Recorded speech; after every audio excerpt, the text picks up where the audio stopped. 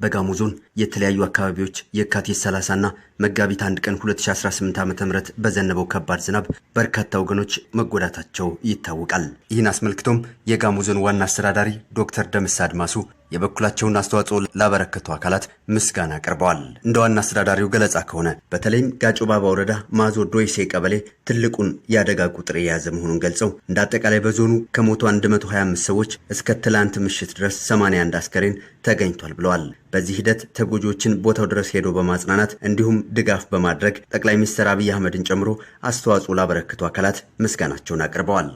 እንግዲህ በዚህ ሂደት ላይ በዋናነት ማመስገን የምንፈልገው ክቡር ጠቅላይ ሚኒስትራችን ዶክተር አብይ አህመድ ለጋሞ ሕዝብ ያላቸውን ፍቅር በደስታ ጊዜም ብቻ ሳይሆን በሀዘንም ተገኝቶ በማጽናናት በቦታው አደጋው በተከሰተበት ቦታ በመገኘት ሕዝቡን አጽናንተው አበረታተው ቀጣይ የሚሰሩ ስራዎችንም በጋራ ለመስራት ለሕዝቡም ትልቅ መልእክት አስተላልፎ ተመልሷል። በመቀጠልም የኢፌዴሪ ሕዝብ ተወካዮች ብሔራዊ ሀዘን ቀን በማወጅ ለሕዝባችን ያላቸውን አጋርነት በይፋ የገለጹበት ሌሎች ተቋማት፣ የክልል መንግስታት፣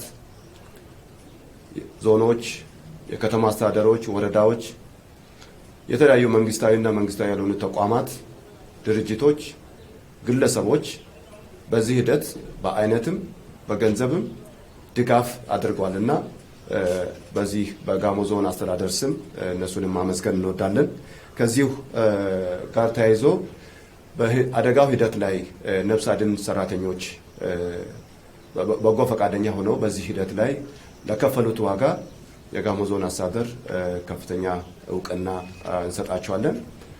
በመቀጠልም ይህን ክስተት በአገር ውስጥም ከአገር ውጭ ያለው ሕዝብ ወገን እንዲሰማው መረጃውን እንዲያገኘው በማድረግ ሚዲያው፣ ጋዜጠኞች ትልቅ ሚና ተጫውቷልና ለነዚህም አካላት ዞኑ አስተዳደር ከፍ ያለ ምስጋና ያቀርባል።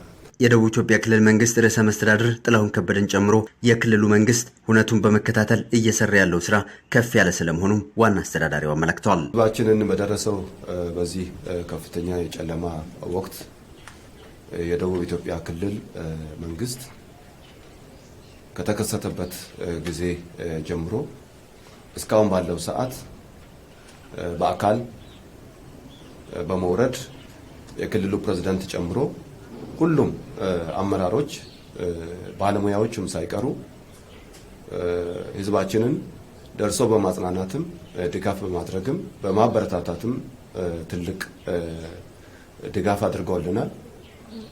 በክልላችን ያሉ ሌሎች ዞኖች፣ ወረዳዎች፣ ከተማ አስተዳደሮችም በአይነትም በገንዘብም ድጋፍ ከማምጣትም ባለፈ በቦታው ደርሶ አጽናንተው አልቅሰው አጋርነታቸውን ስለገለጹ የጋሞ ዞን አስተዳደር ከፍ ያለ ምስጋና ለክልሉ መንግስት ያቀርባል። በጋሞ ዞን የሚገኙ አመራሮች፣ የሀገር ሽማግሌዎች፣ የሃይማኖት አባቶችና ነዋሪዎችም ምስጋና ቀርቦላቸዋል።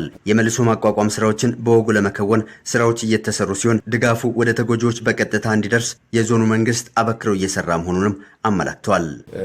የጋሞ ዞን አደጋ ስጋት አመራር ከክልሉ አደጋ ስጋት አመራር እንዲሁም ከፌደራል አደጋ ስጋት ኮሚሽኑ ጋር በመተባበር ስራዎችን እየሰራ ነው የሚገኘው። በዚህ ሂደት በተለይ የሚሰበሰበው ድጋፍ በአይነትም በገንዘብ የሚሰበሰበው ወደ ተጎጂዎች በቀጥታ እንዲደርስ ከማድረግ አንጻር የጋሞ ዞን አስተዳደር ኃላፊነት ወስዶ በዚህ እስከ ቀበሌ ድረስ ባለሙያዎችንም አመራሮችንም የህዝብ ተወካዮችንም በዛ ቦታ ላይ አስቀምጠን ተጎጂዎቹ እርዳታ መድረሱና አለመድረሱን በየጊዜው በየቀኑ በየሰዓታት ስቴሽን በዚህ መቆጣጠሪያም ሂደቱን የምንከታተልበት ስርዓት አበጅተን እርዳታዎች እየደረሱ እንደሆነና በቀጣይነትም ይህ ተጠናክሮ የሚቀጥል መሆኑን በዚህ መግለጽ እንወዳለን። ችግሩ አሳሳቢ ከመሆኑ ጋር ተያይዞ በቀጣይ ድጋፍ ማድረግ የሚፈልጉ አካላት ተከታታይ እገዛቸውን እንዲያደርጉ ዋና አስተዳዳሪው ጥሪ አቅርበዋል።